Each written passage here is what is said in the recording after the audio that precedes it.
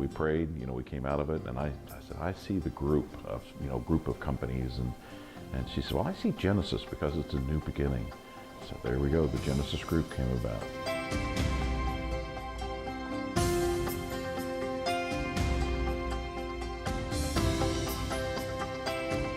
Understand your burn rate.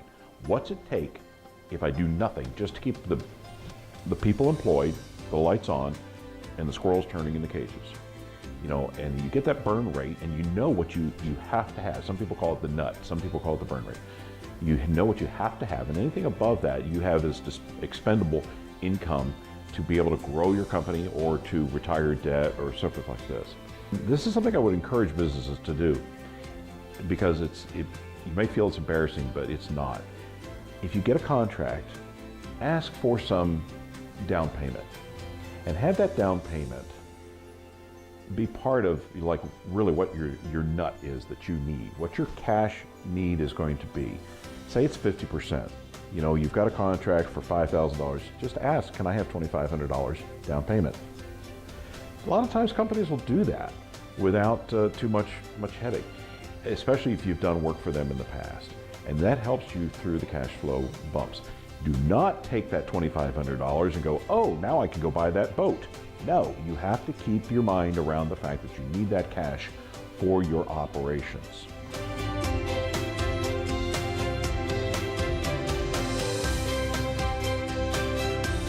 For public relations, there's several things that you can do with your company. One, be involved. Be involved with nonprofits. Be involved with Better Business Bureau. Be involved with other organizations in town, chambers of commerce. And as such, your name again gets out there. Your recognition gets out there. When you're doing an ad campaign, that's one of those things that you can do. You can do a part of a very common phrase to get your point across. So get the customer engaged. You want to take it from an experience that happens here to an experience that happens here. So if you are in a healthcare, you want to evoke a heart, I don't want to say wrenching, but a heart experience rather than just a head experience. That if you're in marketing your healthcare services, when loved ones mean everything, or something like that, you've got to find some way to make that customer, draw them in. And that's what we do here. We do a lot of ads and social media things.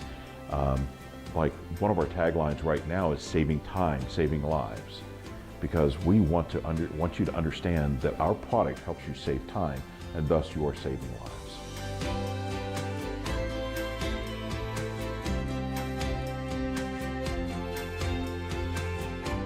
Used to be, we just kind of, I hate to use the term dumb luck, but we used to kind of use that method of hiring people. But we actually do have now a careers page, and we actually have job recs that open up. We're a lot more formal in our process. We do try to make sure the local universities, TJC, UT, LaTerno University, all have awareness of what openings we have, what we're looking for. We also have worked with these universities to tell them what we are looking for so that they can help craft what they're teaching. So I would challenge businesses to get engaged, be proactive. Don't just use the dumb luck principle, to go out and proactively work with whatever industry you're in to go find the best of the best. I'll tell you something else. I am a 2.6 GPA student.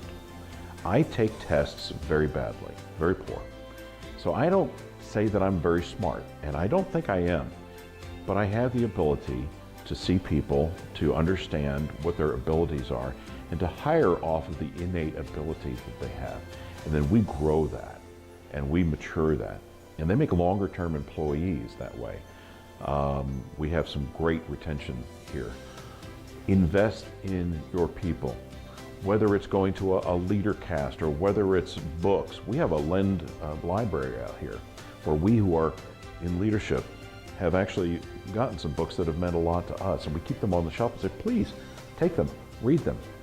We also pay for certain courses that we want them to take. So let's talk leadership style at Genesis. Leadership style is up front. There's no question about that. but we're not in your face. We are not in your business every day. I firmly believe in hiring people who are smart. One of the things that we really push our people to do is be hungry, humble, and smart. It's not an original concept to us, but it's one that we, if you say something over and over and over, sometimes people start believing it. And if we keep telling each time we get together to be hungry, humble, and smart in all that you do, it kind of rubs off. There's a good reason to be able to, anticipate, look at your edges, look for rocks.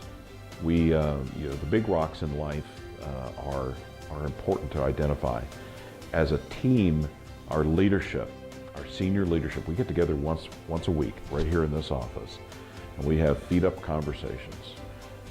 We plan it for an hour, and we talk about those big rocks. We talk about employee issues. We talk about our supply chain issues. We talk about everything that's big rock issues. And then we wrap up that time. As I've said many times, I'm a faith-based guy, so we wrap up with prayer and ask for guidance for everything that we do. So that's what we do.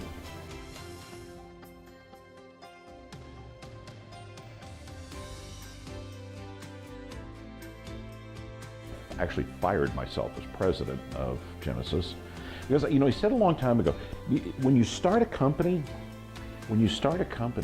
it's the me show. It was the Phil Burks show. I knew that it had to become less of the Phil Burks show and more of the Genesis show if it's going to have the ability to keep on going.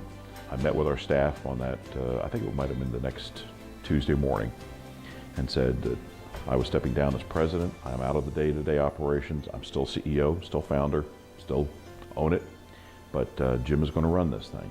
The day-to-day operations have been taken over, so it is not the Phil Burks show anymore. It is the Genesis show. And as such, it has grown and allowed me the ability to go on and do other things, like work with some nonprofits, to be on boards, be a trustee at LaTourneau University, to even start our new drone company called First Eyes. So here's the deal. We have a drone port. We've invented, and this is all patent pending right now. We have a drone port, about 5 by 5 by 4. And this bird, which has a 41-inch wingspan, lives in this drone port, which is temperature controlled. It's a smart port. It charges the bird. It downloads all the data, keeps talking to it. The bird stays alive. If anybody uses drones, you know if you get out of the box, you got to get the GPS and then you have to do all this fun stuff. Now this stays alive and has all that ready to go. These ports are going to be located at logical places. Fire stations happen to be logically placed within the city.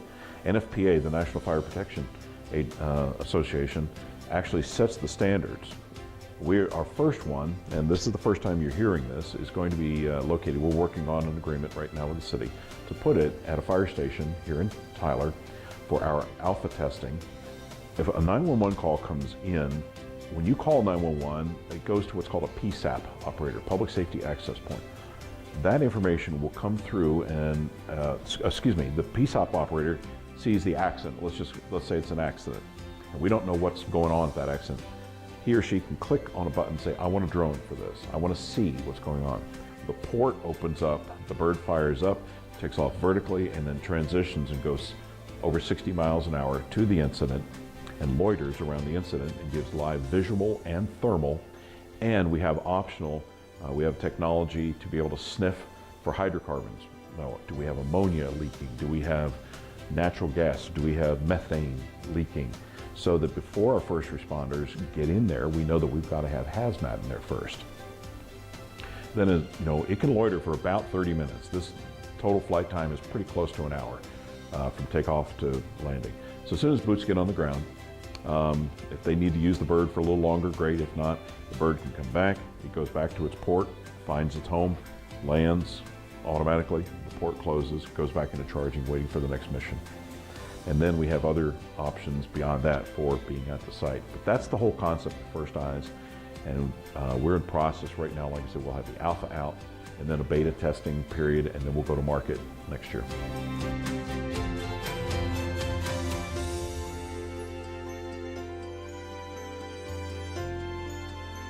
Several people have sat in my office asking this very question: what should I do?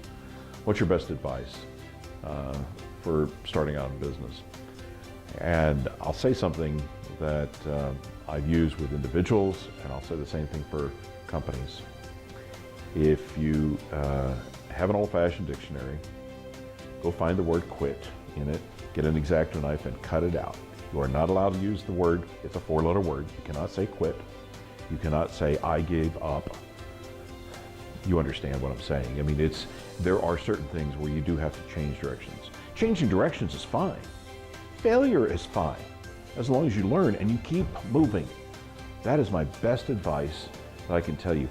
I know many days early on where I just wanted some sheep and a hillside and a crook. I just said, sheep are not going to yell at me, you know? They're just going to be the most gentle, loving. Be better if it were all kittens, you know? But you just can't quit.